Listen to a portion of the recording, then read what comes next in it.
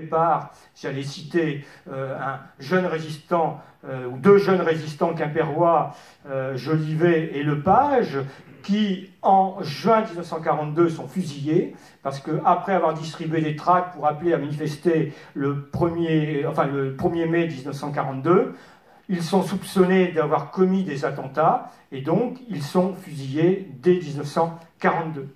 D'ailleurs, si on regarde ces premières actions de résistance, on constate déjà 9 attentats contre des soldats allemands dans le Finistère en 1941, 2 explosions, notamment une contre le cercle des officiers de marine à Brest à ce moment-là. Et il est clair que ce sont des actions menées par le Parti communiste clandestin.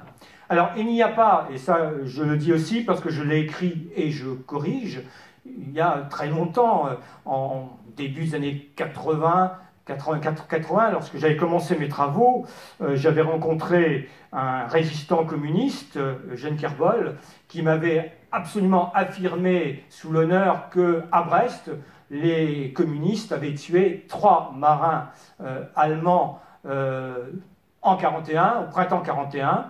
J'étais évidemment très très sceptique en disant c'est quand même étonnant que les Allemands n'aient pas réagi quand on a vu les réactions à Nantes quelques mois plus tard.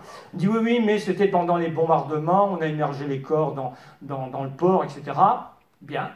Sauf que maintenant, on a les archives allemandes qui ont été dépouillées de tous les navires. Il est bien évident que si 3 marins allemands avaient disparu, avaient été tués à Brest, il y aurait eu des réactions. Donc il faut faire attention aussi à cette espèce de légendaire qui a pu être fourché après-guerre et qui pose évidemment problème. Alors, quelques mots sur... je n'ai pas continué mes photos. Donc, vous voyez là ces tombes fleuries à Brest avec ce merci, cette plaque merci sur la tombe d'un militaire britannique. C'est des photos prises par un soldat allemand en occupation. Parmi les premières réactions aussi, dans cette résistance, actes isolés, non organisés, on a aussi les premières victimes. Et là, Marcel Brossier, qui est un ouvrier rennais, vous voyez, est condamné à mort et fusillé dès le 17 septembre 1940 pour sabotage de câbles téléphoniques. Bon, c'est la première forme d'action contre l'occupation. Alors, ça m'amène... Ça m'amène à aborder, bon, vous voyez cette plaque du réseau de Johnny à Quimper, hein, dont j'ai parlé tout à l'heure, et ces avis à la population qui font, là je pense que c'est une affiche pour le 1er mai, enfin la suite du 1er mai 1942, qui font qu'il y a des sanctions allemandes à chaque fois qu'il y a des actes de résistance dans les villes ou dans les campagnes. Donc on durcit notamment le couvre-feu. Alors ça m'amène à dire quelques mots sur la réaction des Finistériens et des Bretons face à l'État français, ce régime de Vichy mis en place en 1940. Et je l'ai dit tout à l'heure, le maréchal Pétain ayant tous les pouvoirs, d'abord secondé par Pierre Laval, puis par l'amiral Darlan, qui a poussé très loin la collaboration avec l'Allemagne, et à nouveau par Laval à partir de 1942.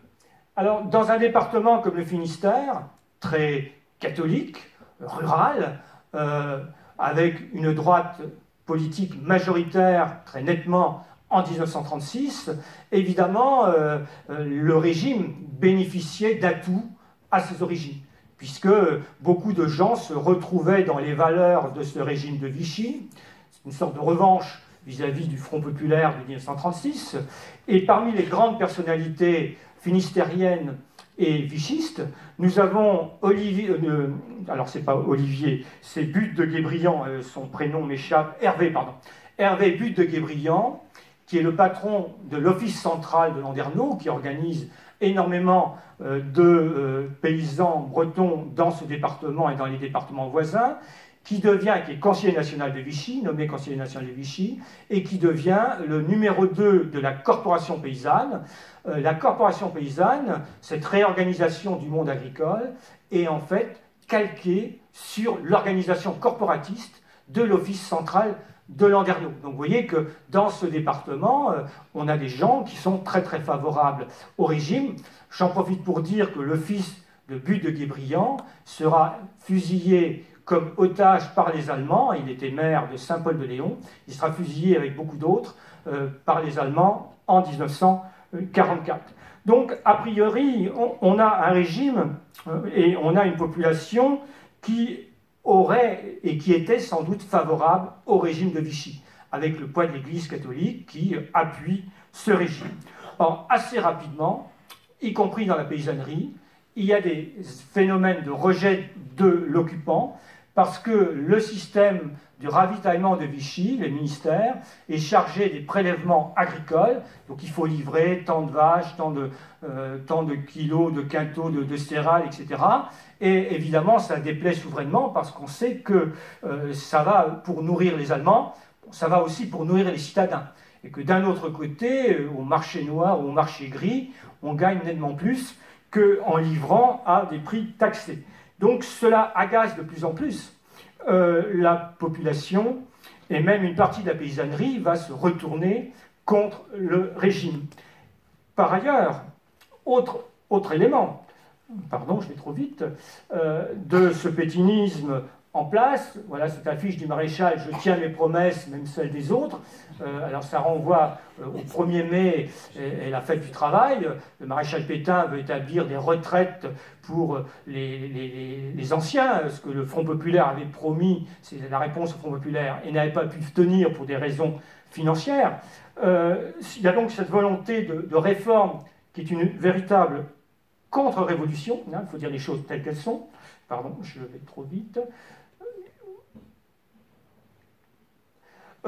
Mais par ailleurs, il y a cette présence allemande qui fait que la collaboration d'État ne cesse d'augmenter, avec l'envoi d'ouvriers vers l'Allemagne, et c'est cette question des volontaires qu'on essaie de recruter pour l'Allemagne.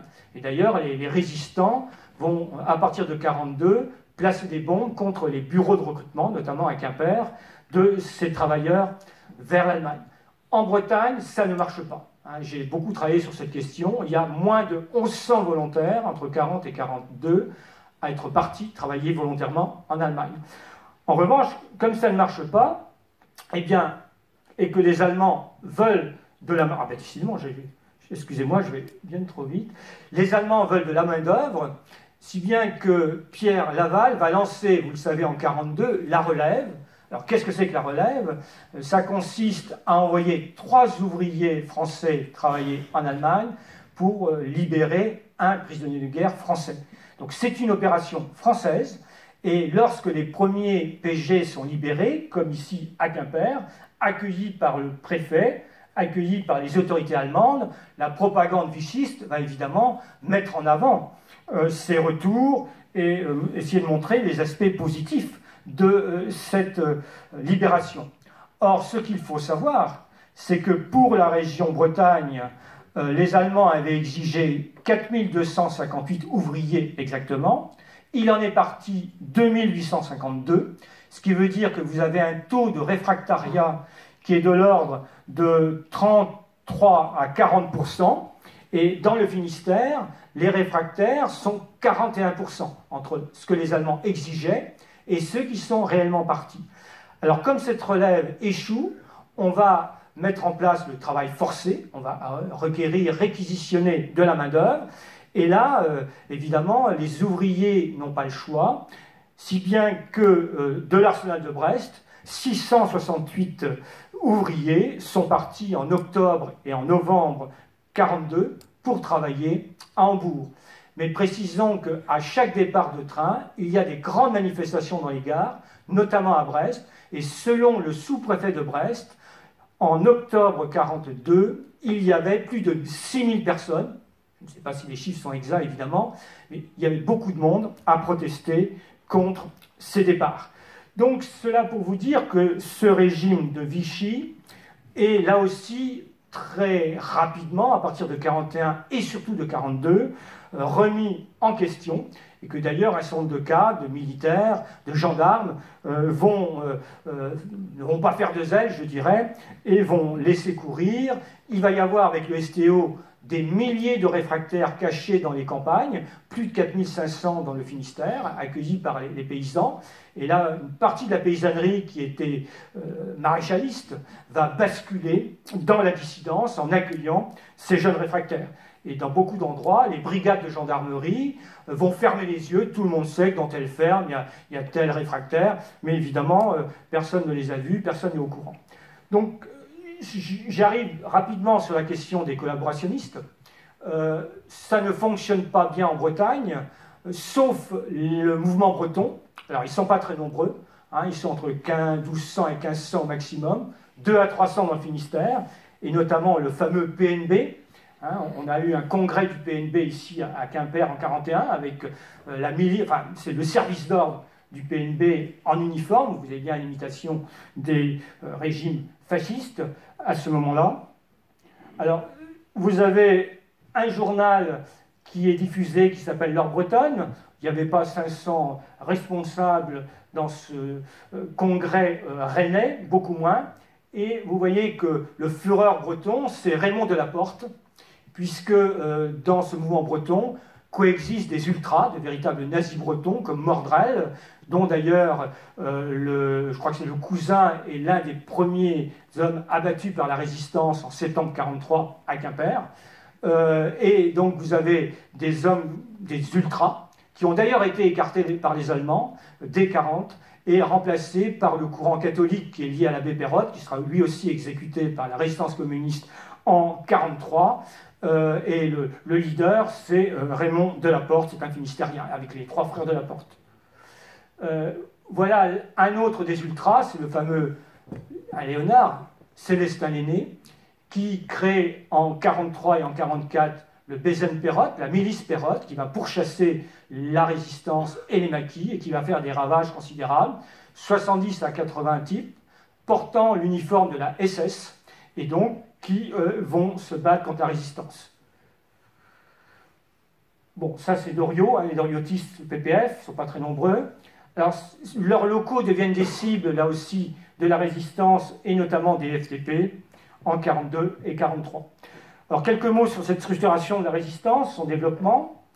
D'abord, je parle de la résistance communiste parce que c'est elle qui se réorganise en premier, et notamment à Brest et en Bretagne, avec un élément majeur, des événements majeurs, c'est le tournant de l'attentat de Nantes du 20 octobre 1941, lorsque 3 jeunes communistes parisiens, dont Gilbert Brousselin, viennent abattre un officier allemand. Bon, ils ne savaient absolument pas qu'il s'agissait du Feldkommandant de Nantes, le commandant Hotz. Le Feldkommandant Hotz, là vous avez la photo de son cadavre. Vous avez une photographie de la police, ça va trop vite, excusez-moi, je dois appuyer trop fort, le lieu où il a été abattu, et pour vous montrer que la police française est bien au courant, immédiatement, hein, le 1er novembre 1941, voilà la fiche de police de Gilbert Brousselin. La plupart de ces jeunes militants des bataillons de la jeunesse seront arrêtés, et beaucoup d'entre eux fusillés ou déportés, mais lui parviendra à passer en zone sud et échappera donc à la répression. C'est un événement considérable, puisque l'affaire de Nantes et le lendemain l'affaire de Bordeaux amènent l'exécution des otages, 48 otages à Nantes, alors les 27 de Chateaubriand. On a dit que c'était des communistes, ce sont essentiellement des communistes détenus depuis des mois, mais il y a aussi quelques autres militants. Et si je parle de Chateaubriand, c'est qu'il y a 2 Finistériens, Pierre Guéguin, l'ancien maire conseiller général communiste de Concarneau, et aussi un autre collègue qui est instituteur, Bourris, qui lui est un trotskiste. Il n'y a pas que des gens du PC fusillés comme otages à Chateaubriand. Et à côté des 27, il y a aussi 21 personnes, 21 résistants de différentes tendances politiques, de gauche et de droite, chrétiens, des jeunes résistants de Nantes, qui sont exécutés le 22 octobre 1940. Alors c'est un choc terrible dans l'opinion. De Gaulle, à Londres, reconnaît la légitimité du combat, mais appelle à ne pas abattre d'Allemands en disant c'est trop tôt, il faut attendre, le coût humain est trop lourd, et pour Vichy c'est catastrophique, parce que tous les préfets de France disent, l'affaire des otages, Vichy s'est sali les mains dans cette affaire, eh bien il ne faut surtout pas recommencer ce type d'opération.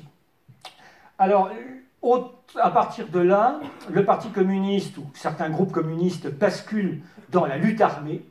Il va y avoir de plus en plus d'attentats, j'insiste pas sur les chiffres, et parmi les actions dites de masse, vous avez aussi, parce qu'il y a de plus en plus de problèmes de pénurie, vous avez vu une queue pour alimentaire à Saint-Brieuc, là c'est à Brest, c'est un tract qui appelle justement à protester, manifestation de ménagères contre les pénuries.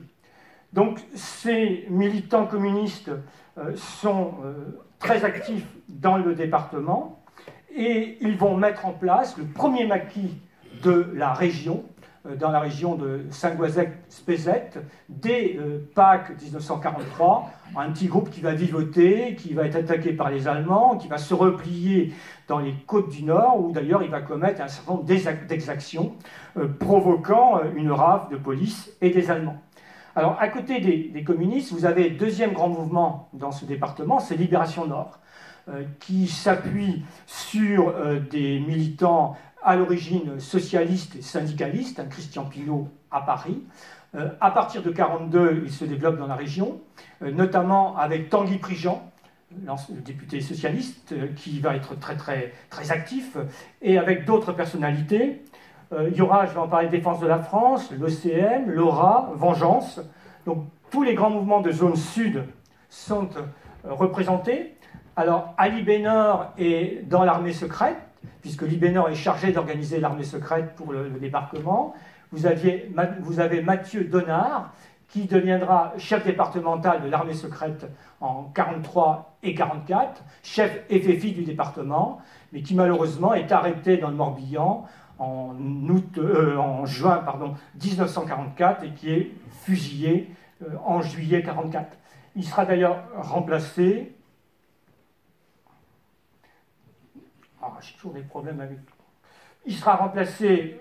Bon, je passe. Non, ça c'est Alliance. Alors, je crois que je le montrerai après. J'avais aussi le chef FFI qui s'appelle Berthaud Bourrière du département. Alors, les réseaux agissent toujours, et je voulais citer le cas de Jacques Stoskov du réseau Alliance, qui passe pour un pétiniste, pour un collabo, qui est l'un des commandants à Lorient et qui s'occupe de l'arsenal, et qui en fait est l'un des grands résistants depuis 1940, qui sera arrêté en 1944 et abattu au Spruthof en Alsace en septembre 1944. Alors vous avez des groupes qui se structurent. Outre Libération Nord, vous avez Défense de la France. Et je voulais vous montrer justement une résistante de l'Esnevin qui est à la fois du réseau Alliance et de Défense de la France. DF recrute dans les milieux catholiques, démocrates chrétiens, modérés. Et c'est un grand mouvement en Bretagne qui aura à peu près 800 adhérents dans la région et militants dans la région pendant cette période, avec des pertes considérables, avec des corps francs qui en 1943 et surtout 1944 vont faire des coups de main, notamment à Brest. Un seul exemple, ils parviennent à incendier des réservoirs d'essence au printemps 1944, 400 000 litres de gasoil qui partent en fumée à ce moment-là. Alors vous avez aussi ces sabotages de plus en plus fréquents de voies ferrées. En 1943, bon, je pourrais vous donner les chiffres, je vous donne pour les chiffres de 1943, 30 attentats contre des collabos ou des Allemands, 93 sabotages, et de plus en plus donc de sabotages de voies ferrées. Alors, Défense de la France, vous avez aussi dans cette région, c'est un peu original, le groupe Vengeance, et notamment dans le Finistère Sud, à partir du réseau de renseignement Turma. Le responsable régional est Henri Le Guenec et sa famille de Quimperlé. Ils seront d'ailleurs pratiquement tous arrêtés au printemps 1944, et la plupart des membres de cette famille, la mère, trois fils et une fille, sur les 4 ou 5, il y en a 3 qui mourront en déportation. Vous avez aussi l'ORA, l'organisation de résistance de l'armée, après la dissolution de l'armée de Vichy, qui va mettre sur pied des groupes et qui va s'intégrer au FFI, si bien que la Bretagne, au moment de la libération, et je terminerai sur ce point, participe au combat, aux côtés, bien sûr, des Américains. Alors voilà, je voulais vous montrer Roger Bourrière, donc, qui est le dernier chef départemental FFI, Berthaud, qui va participer à la libération de Quimper à partir du 4 août 1944, puisque cette région, c'est globalement, Sud Finistère, s'est libéré à peu près seul. Donc, lors du débarquement, vous avez une affiche du sous-préfet faisant fonction de préfet et de l'ancien du parc, qui, suivant d'ailleurs l'appel du maréchal Pétain, appelle à ne pas bouger, en fait, à ne pas participer, mais les FFI ne vont évidemment pas l'entendre de cette oreille.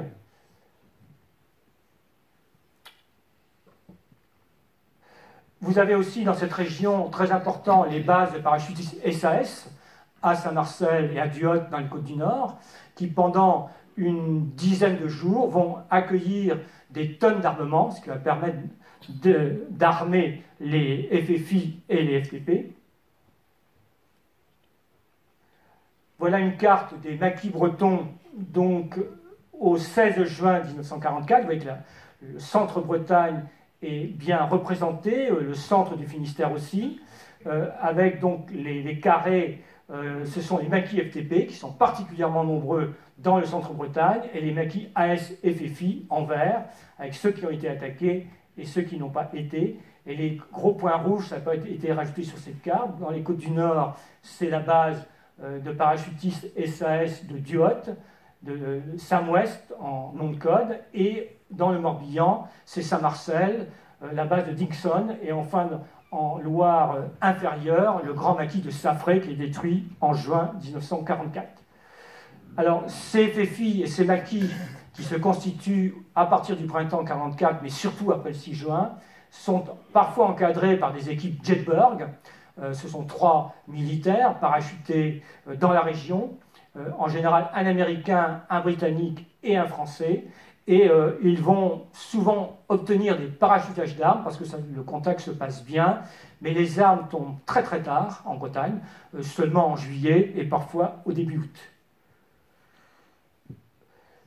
Cette période aussi est tout à fait terrible pour la population civile, parce que la répression allemande, l'attaque des maquis se traduit par des exactions, énormément d'exécutions. Là, vous avez un cas célèbre de jeunes maquisards qui ont été arrêtés dans le Finistère et qui, tout le long de la route de Carhaix jusqu'à Rostronin et au-delà, sont pendus.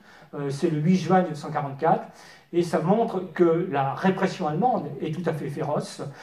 Je prendrai seulement le cas du Léon. Lorsque, au début août, la Wehrmacht se replie vers Brest, vers les forteresses de Brest ou de Lorient, dans le Léon, en 2 ou 3 jours, il y a 130 victimes. À Gouesnou, à Plouvien, c'est de l'ordre de 43 personnes, 33 personnes, et ce sont des civils qui sont abattus. Et j'évoquais tout à l'heure les otages, les exécutions de Saint-Paul-de-Léon et de Morlaix. En 3 jours, 130 exécutions. Et il y en a aussi dans le Finistère Sud. Et les auteurs, ce ne sont pas des SS, ce n'est pas la Gestapo, c'est l'armée allemande traditionnelle, je dirais. Alors ce sont des troupes qui souvent reviennent du front de l'Est, et qui ont participé à la brutalisation et au massacre de masse en Russie, qui commettent ces exactions en Bretagne.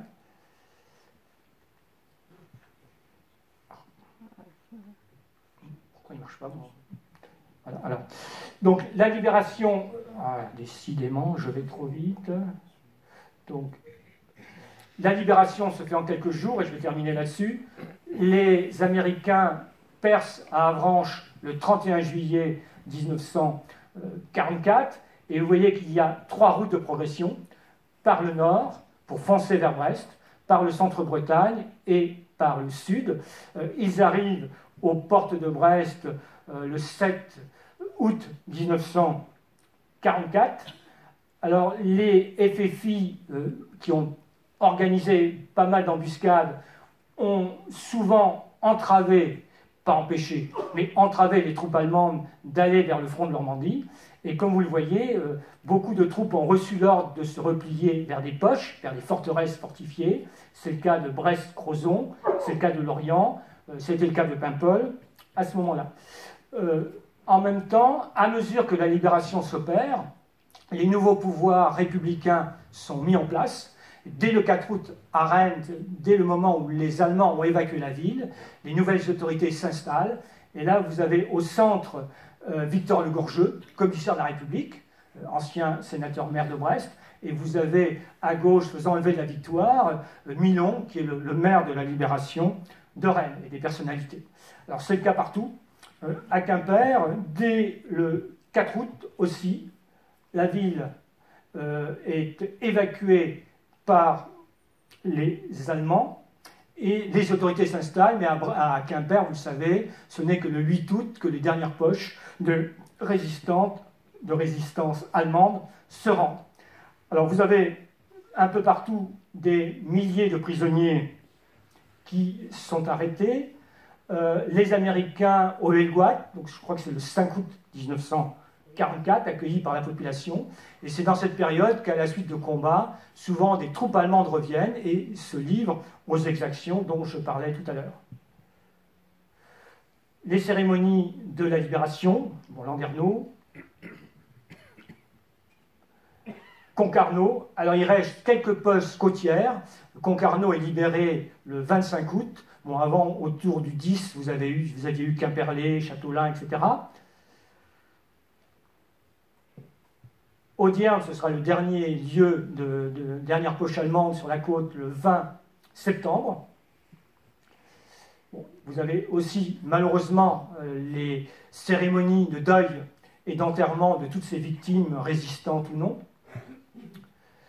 Et la libération, c'est aussi l'épuration qui a commencé bien avant. Et en Bretagne, bon, j'ai fait cette carte, à une époque ça n'a pas fait plaisir à tout le monde, mais il y a eu à peu près un petit peu moins de 600 exécutions sommaires, à 90% avant la libération du territoire. Et il suffit de regarder une carte, vous avez vu la carte des maquis tout à l'heure, pour voir qu'il y a coïncidence entre la carte des exécutions sommaires et la carte des maquis. Je dis ça parce que pendant très longtemps, les résistants ont dit « mais non, c'est pas nous, c'est des types incontrôlés, etc. » Et non. Et je peux aller plus loin. Ça fait partie de ce qu'on appelle le châtiment des traîtres, hein, c'est le terme de l'époque. Vous avez la question douloureuse des femmes pendues. Bon, là, c'est à Saint-Brieuc, mais il y en a un petit peu partout.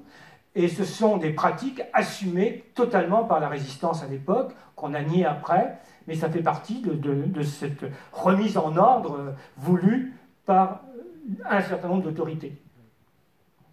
Alors De Gaulle vient à Rennes le 21 août 1944, avant même la libération de